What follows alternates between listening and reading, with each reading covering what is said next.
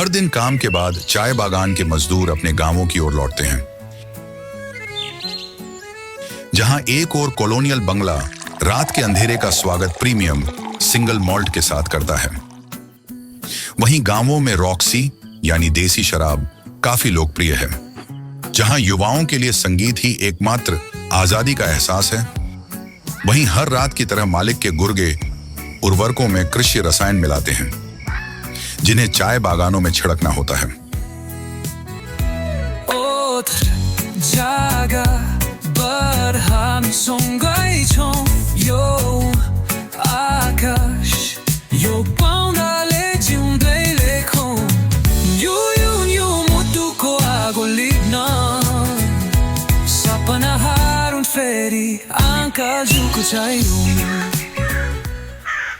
लेकिन इस सुबह का आगमन और भी अधिक तनाव के साथ हुआ। मालिक को अपनी बेटी और जिमी तमांग के रिश्ते के बारे में पता चल गया। I don't like my daughter hanging around with that bloke of a guy. दूसरी ओर अलेक्जेंडर उर्फ एलेक्स को रात के समय खेतों में जानलेवा कृषि रसायन की एक खाली बोतल मिली। These bastards can go to any extent to make money. अगर जहरीले कृषि रसायनों का इस्तेमाल बंद नहीं हुआ तो हम बागानों और फैक्ट्री का सारा काम बंद कर देंगे। साला, तू होता कौन है काम रोकने वाला? तुम पैसे कमा रहे हो। आखिर दिक्कत क्या है? हम लोगों को बीमार कर दिया है।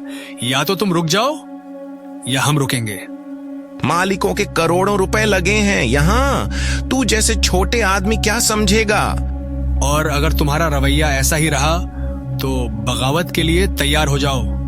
ये तेरे बाप की जागीर नहीं है। और सुन बेवकूफ, तू भी इस एस्टेट का मजदूर ही है। फर्क बस इतना है कि तू मालिक का चमचा बन बैठा है। इसमें नुकसान तुम्हारा ही होगा। ये अंतिम चेतावनी है। अगर ऐसा किया तो भूख से मरोगे तुम लोग। And it's at the cost of our health.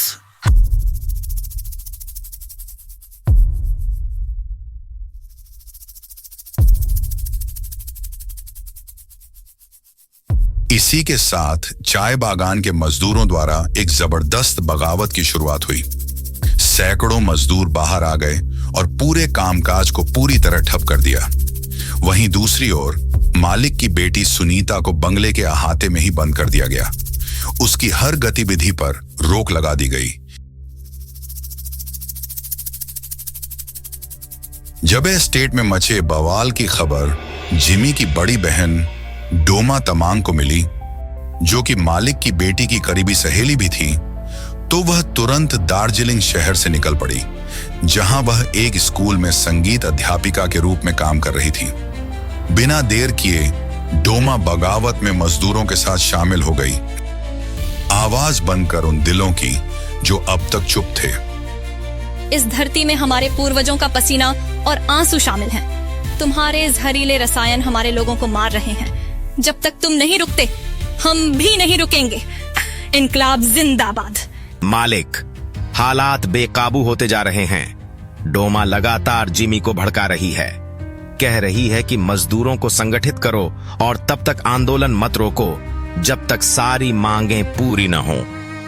अब बताइए हमें क्या करना है? जल्द फैसला लेना होगा वरना देर हो जाएगी। रुक जा साले, सोचने दे मुझे। और अगली बार जब मुझसे बात करे तो खड़े होकर कर। मेरी मर्जी के बिना तेरी कोई औकात नहीं इस एस्टेट में। याद रख ये बात।